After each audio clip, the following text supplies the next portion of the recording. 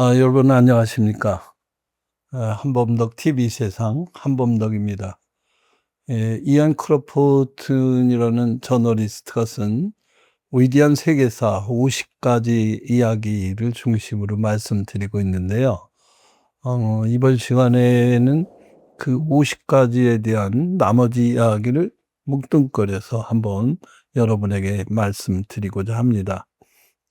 너무 가지가지 하다 보니까 여러 가지 이야기가 자꾸 떨어져서 이번에 한번 전체적인 묶음으로 한번 정리를 해 보고 일단 한번 지는 이런 시간을 갖도록 하겠습니다.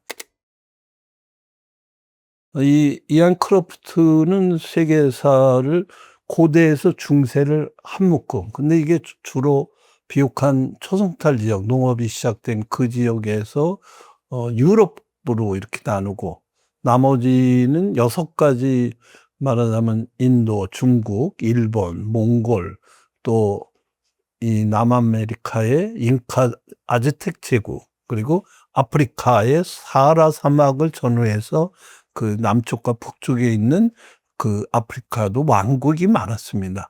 그런 세계를 가지고 이 총 11가지 가지고 고대, 중세, 그리고 그 밖에 세계 6가지, 17가지 이야기를 했습니다. 그래서 그 얘기를 한번 드리고, 그다음에 중세 이후 근대 세계에 대해서는 근대 초기에 9가지, 그리고 거기에서 가속돼서 현대까지 이르는 10가지 이야기, 그리고 20세기 이후에 나타난 것을 14가지로 이렇게 나누어서 이야기를 했는데, 상당히 이안 크로프튼의 이 위대한 세계사 여러분에게 한번 적극 권해 드립니다. 시간 나실 때 도서관 같은 데 가서 빌려서 한번 읽어보시길 바랍니다. 이번 시간에는 그 고대 중세에서 가장 중요한 우리 다 아시는 위대한 제국 로마에 대한 이야기를 시작으로 나가보겠습니다. 제가 대학교 때 역사 배울 때 로마라는 나라 제국을 거대한 호수로 보면서 우리 세계사에 있어서 고대라는 이 흐름은 로마라는 호수로 들어가고, 중세는 로마라는 호수에서부터 나온다는 그 위대한 역사가 란케이의 말이 우리 교수님께서 강조한 생각이 납니다. 1000년 넘는 지국. 그러니까 로마라는 호수로 고대 사회는 다 직결이 되고, 중세 문화는 다 거기서 나왔다고 볼 정도로 로마라는 것은 가장 태동부터 또 지중해를 장악을 하고 유럽을 전부 하면서, 로마가 꼭 정복으로서만 아니라 문화, 사상, 사회, 경제적, 그리고 과학, 공학 기술에 이르기까지 엄청나게 영향을 미치고 있고, 오늘날 우리는 그 덕을 보고 있습니다. 많은 법이, 로마법이라든지 또 로마의 그 수로를 통한 공학 기술, 이런 것들은 대단하죠. 또 로마 말기에 이제 종교적으로 여러 가지 기독교 사회와 또 이슬람 계층에 서로 맞부딪히는 거, 기독교 사회도 또 가톨릭과 프로테스탄트가 또 붙어서 종교 전쟁까지 이루어지는 모든 것이 이때 로마로부터 나왔다는 것을 여러분 아실 겁니다. 그러나 한편 이슬람도 AD 한 6세기 아라비아에서 이게 태동이 되고, 또 부크라파의 바이킹, 그리고 이슬람과 이 그리스도교 붙은 십자군, 그리고 중세의 가장 큰 사건이었던 페스트, 흑사병으로 유럽 인구 3분의 1이 줄어드는 그런 결과를 이안 크로프트는 잘 설명을 해 놨습니다. 그 위대한 제국 로마를 필두로 해서 또 지금까지 세계에서 가장 잘 알려진 이슬람의 그런 부크라파, 바이킹, 그리고 십자군 흑사병에 이르기까지 여러분 한번 보시길 바라고, 또 그 밖의 세계 인도란 힌두 문화와 또 여러 가지 불교와 이슬람이 간 그 인도를 필두로 파키스탄, 방글라데시와 그런 문화도 역시 들여다보고, 또 인도의 고질적으로 가지는 캐스트 제도가 어떻게 해서 지금까지 나와 있느냐를 크로프트는 지적을 하고 있습니다. 또 하나의 위대한 국가 중국. 중국 고대 아니라 근대 이전까지만 해도 중국은 유럽을 전부 합친 것보다 더 세력도 좋았고 문화적으로 높았는데, 그럼 그때 6.25라는 공자의 국으로 국가 질서가 어떻게 형성되고 역사가 그렇게 오래면서 어떤 문화적인 뿌리를 중국이 가져왔느냐를 이 이안 크라프트는 보고 있습니다. 또 몽골 제국 11세기 아마 역토 역사상 세계에서 가장 넓은 제국을 건설했던 몽골 제국, 위대한 징기스칸을 비롯한 그가 남긴 그 중동 지방과 중앙아시아 지방에 대한 그의 영향, 그로 인해서 유럽이 뒤흔들리고 게르만 민족의 침입으로 결국 로마가 멸망될 수밖에 없었던 이런 것들도 보고, 그런가 하면 그 서양 세력들이 가기 전에 소위 잉카, 아즈텍 제국은 어떻게 해서 무너졌느냐, 이것도 굉장히 중요한데, 지리상 발견으로 15세기 이후에 잉카와 아즈텍이 서양 세력에 의해서 그 제국이 무너지게 된 과정도 중요하죠. 그리고 아프리카, 이 근대 자본주의 형성의 밑바탕이 됐던 노예제 비롯해서 많은 자원을 침탈한 그런 것도 한 꼭지 보고 있습니다. 여기에 또 아주 독특한 나라의 하나로 일본. 결국 제2차 세계대전의 한 축으로 일본이 어떻게 성장했는가까지도 이안 크로프트는 들여다보고 있습니다. 이러한 17가지 꼭지를 가지고 고대에서 중세까지 이루는 이안 크로프트의 이야기를 한번 정리해 볼 수 있었습니다. 이안 크로프트는 이제 근세 초기, 이거는 중세라는 어떤 면에서 꽉 막혔던 세계, 신에 의한 중심의 국가가 완전히 인간 중심으로 가는 르네상스의 태동부터 또 여러 가지 지리상 발견, 항해, 또 종교개혁, 영국에서 일어난 이제 절대 왕정에 대한 의회의 또한 도전, 또 이제 신한테 모든 것을 맡겼던 세상에서 이제 우리가 무엇을 알고 무엇을 모르느냐 하는 과학혁명에 이르기까지 근대 초기 일어났던 일들이 상당히 우리에게 다가오는 것을 얘기를 하고 있습니다. 그로부터 인간 중심의 그 미국 독립전쟁이라고 하지 않고 미국 독립혁명이라고 합니다. 또 그와 어울려서 인간의 개인적인 권리를 높이 했던 그 소위 프랑스 대혁명. 그러니까 영국 혁명이 1000년에 걸쳐서 점진적으로 이루어졌다면 미국 독립전쟁, 독립혁명이라고 그러죠. 그리고 프랑스 대혁명에 이르기까지 이 나온 근대 사회의 열전. 여기에 알렉산드로스 대왕, 징기스칸과 같은 3대 또 정복왕으로 들은 나폴레옹. 그 시대는 또 어떻게 됐느냐. 그것도 프랑스 대혁명 이후에 등장이 돼서 1848년 30년 전쟁 끝날 때까지도 이 프랑스 대혁명의 완성은 이루어지지 않았었는데 그것이 완결된 것까지 이 이안 크로프트는 보고 있습니다.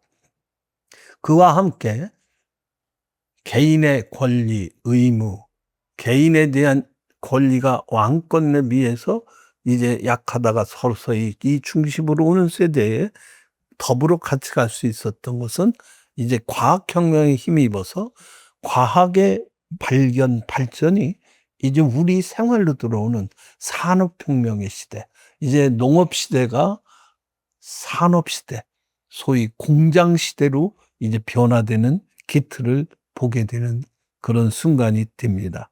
여기에 이제 유럽 자체가 서로 이제 제국에서 민족주의의 기분이 깨지고 근대 국가가 형성이 되면서 또 각 유럽 강대국들이 남미, 아프리카, 호주 대륙까지 자기들이 존속을 하면서 제국주의의 깃발을 날리면서 여기에는 자원과 또 노예제라는 가장 비참한 제도의 밑바탕 위에서 역사가 진행된 걸 설명합니다. 그래서 근대 초기 9가지의 기틀에 여기에 10가지를 이안 크로프트는 넣어서 우리 개인의 힘, 개인의 권리, 거기에 노예제라는 희생, 또 여성 권리를 무참히 밟았던 것이 어떻게 우리에게 작느냐를 이 이안 크로포트는 근대 초기에 얘기를 넣고 있습니다.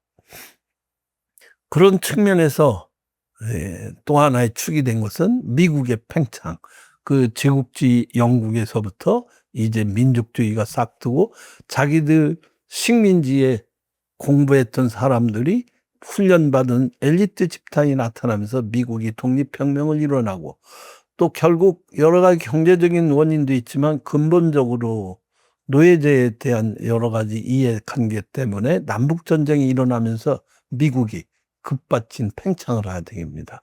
그래서 미국이 오늘날 커지고, 미국이 그런 면에서 강대국에 이제 하나로 들어가는 대목이 근대 사회의 큰 축이 될 수 있습니다.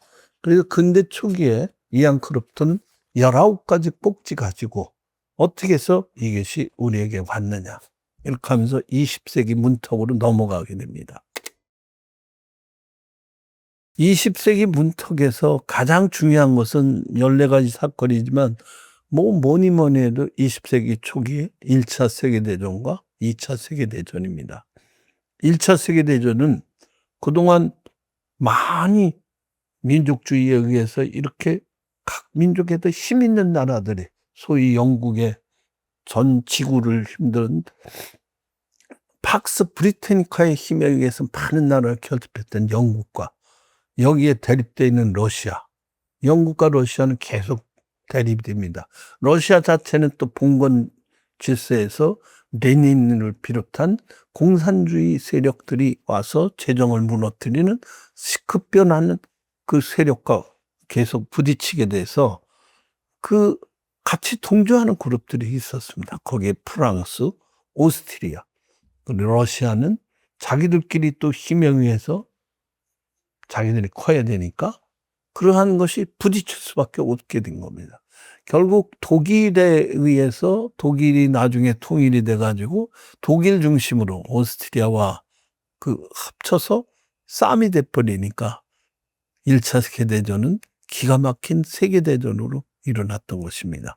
지금까지 인류는 겪어보지도 못했던 수백만 명이 죽는, 거기에는 새로운 무기, 화약, 독가스까지 나오는 그런 속에서 처참한 소모전이 됐다고 합니다. 그 참호를 펴놓고 유럽 서부전선에는 1마일 내지 2마일의 땅을 뺏기 위해서 수천 명이 그냥 도륙당하는 이런 인명 뺏는 그런 전쟁이 1차 세계대전이었습니다. 독일의 패망으로 결국 이것이 일단락되지만 또 거론대로 이 각국이 질서를 잡으면서 나가는 속에서 또 강대국이 다시 등장을 하게 되는, 또 제국주의의 잔재를 완전히 쓸어내지 못하고 또다시 잉태되는 것 때문에 불과 20년, 30년 뒤에 제2차 세계대전을 맞게 되는 것이죠. 그것이 또 인류사에서 큰 변혁을 가져왔다는 것은 이 이안 크로프트는 얘기를 하고 있습니다. 여기 주역이 되는 나라 역시 독일입니다. 독일은 1차 세계대전 때 그렇게 처참하게 하고도 또 2차 세계대전의 주역이 되는 것이 새로운 아주 강인한 전제군주라는 독재정이 되는 것, 그것을 파시즘으로 얘기를 합니다. 1917년 러시아에서 일어난 볼셰비키 혁명으로 레닌이라는 또 전제 공산주의 정부가 또 하나의 잉태됐다면 1920년대는 이탈리아에서 무솔리니라는 급진적인 사람이 의회에 승리하면서 강력한 힘을 가진 파시즘의 태동을 보이고, 전쟁 대상 등 여러 가지로 핍박을 받던 독일은 1930년 히틀러라는 희대의 전제 군주 정치가가 나와서 나치를 태동시킵니다. 그런데 전 세계의 지도자들은 국제연맹이라는 허울뿐인 세력을 놓고 자기들의 안위에만 급급하고, 좀 힘 있는 나라가 힘없는 나라를 침략을 해서 정복을 하게 되면 그걸 어떻게 하지 못하고 방관을 한 끝에 결국 1939년부터 2차 세계대전이 나오게 됩니다. 여기에 신흥 강국 일본이 만주를 침략하고 중국에 선전포고를 하면서 남쪽으로 동남아 일부도 침략을 하면서 버마, 인도까지 넘어가드는 아시아존에서의 일본의 역할, 또 미국의 1941년 12월에 하와이를 기습 폭격을 한 진주만 폭격으로 인해서 세계는 그야말로 전체가 전쟁이 되는, 지금까지 또 못 겪어왔던 1차 세계대전이 끝난 지 반세기도 안 지난 새에 2차 세계대전을 맞아야 됐던 그 도화선을 이안 크로프트는 잘 밝혀놓고 있습니다. 결국 무차별한 사육, 많은 인명을 빼앗은 끝에 1945년 일본의 무조건 항복으로 2차 세계대전은 끝나게 됩니다만, 그로부터 뺏긴, 그로부터 상처받은 전 세계는 그 아픔이 대단했죠. 이제는 그것을 되풀이하지 말자 해서 국제연합을 창설했습니다만, 아직도 지금 국제연합이 진행 중이지만 이것이 과연 어떤 것이냐 하는 게 물음표는 계속 가지고 있습니다. 2차 세계대전 종전은 끝나고 소위 추축국이었던 독일, 이탈리아, 일본에 대한 여러 가지를 놓고 이제 유럽을 하는데, 이제는 새로운 또 이데올로기, 소위 이쪽 자유민주주의 진영과 공산주의 진영의 두 이데올로기가 쌈이 붙은 그러나 뜨거운 폭탄 세례 총싸움은 하지 않았지만 정말로 차가운 전쟁, 콜드워라고 그러죠. 냉전입니다. 냉전은 몇십 년만 지속이 됐죠. 그 한가운데는 공산주의라는 소위 2차 세계대전, 원래 러시아의 1917년에 태동이 됐던 러시아 소비에트 공화국 연방이 2차 세계대전을 기로해서 중국이 중화인민공화국으로 마오쩌둥으로 대변되는 그 혁명에 의해서 덩치 큰 중화민국이 되고, 또 그로 인해서 동굴아파, 또 제3세계 일부까지 공산주의 물르는 사회주의와 이쪽 영국과 미국, 프랑스를 비롯한 자유민주주의 영역, 1945년부터 거의 1990년대까지 근 30년 넘도록 총은 안 쏘지만 지독한 전쟁을 했던 냉전 시대를 겪어야 했습니다. 물론 그런 사태 속에서 일부 지역적인 충돌은 계속 있어 왔습니다. 그 가장 큰 희생양이 아마 1950년 우리나라가 겪은 6.25가 아닌가 생각됩니다. 남북 분단이라는 이런 아픔을 아직도 우리나라는 갖고 있는 것이 그 후유증입니다. 지구상에 아직 유일하게 남북 분단국으로 남아있는 우리의 현실은 어찌 보면 2차 세계대전 이후에 나타난 이데올로기로 인한 처열한 다툼. 그것도 공산주의가 1991년 12월 31일 러시아의 고르바초프에 의해서 소비에트 연방이 해체됐지만 아직도 우리는 저 북한 집단 문을 못 열고 그대로 극도로 긴장이 된 대치 상태를 이어오고 있는 비극을 우리가 가지고 있습니다. 이런 속에서 중국은 갑자기 마오쩌둥이 죽고 덩샤오핑이 나오면서 새로운 개방 질서, 공산주의를 포기하지 않으면서 자본주의를 들여와서 세계의 2대 강국으로까지 올라갔습니다. 소위 얼굴은 공산주의, 내용은 자본주의를 가지고 있는 이 개혁개방, 그 속에 중국이 지금 급상을 하면서도 서로 대립각은 아직 끊어지질 않고 있습니다.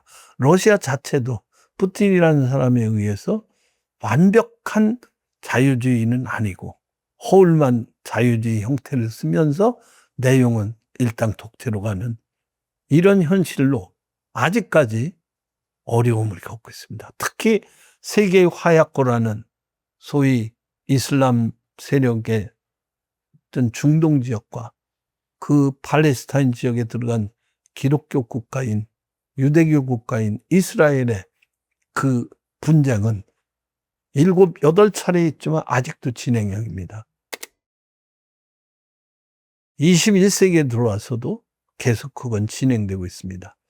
우리가 잊어버리고 싶은 21세기 들어서자마자 2001년도에 소위 9.11 테러, 무역센터 쌍둥이 빌딩이 19명의 과격한 이슬람 단체에 의해서 무너져 내려서 수천 명이 참살당하는 이런 비극을 겪고, 세계는 그 위에 이러한 테러로 인한 것을 지금 긴장을 하고 있지만, 아직도 2022년 푸틴에 의한 우크라이나 침략 전쟁은 지금 3년째 지속되고, 또 현재도 이스라엘과 미국, 그다음에 이란의 전쟁은 지속되고 있습니다.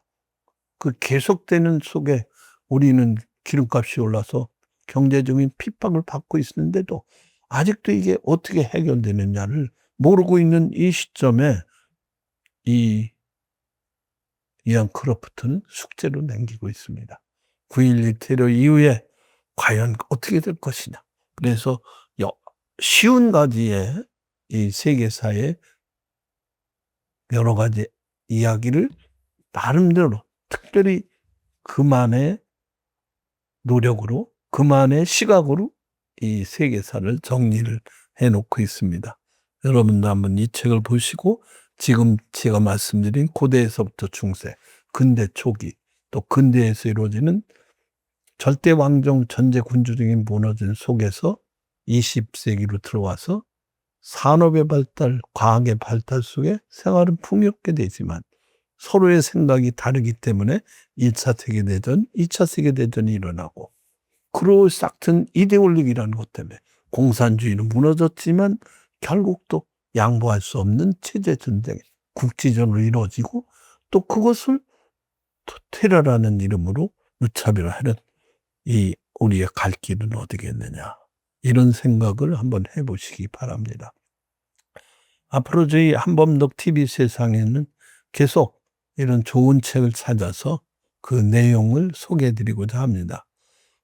주로 책 중심으로 해서 독특한 인물에 대한 이 말씀과 또 문화, 그리고 특별히 제가 관심 있는 과학, 특히 지금 시대는 새로운 시대를 보고 있습니다. 과학혁명 시대에 우리가 봤던 이제 산업혁명 1차, 2차, 3차, 4차 산업혁명에 이르는 여러 가지를 통해서 우리는 대단한 문명을 이루었지만 이제 또 하나의 과학혁명, AI, 인공지능에 의한 시대에 우리가 깊숙이 들어와 있습니다. 이 시절에 3대 인공지능 강국으로 도전한 우리 대한민국의 앞날은 더 밝을 것을 봅니다. 그런 속에서 첨단 과학에 대한 말씀도 계속 드리고자 합니다. 여러분, 한범덕 TV 세상 계속 관심 있게 지켜봐 주시기 바랍니다. 감사합니다.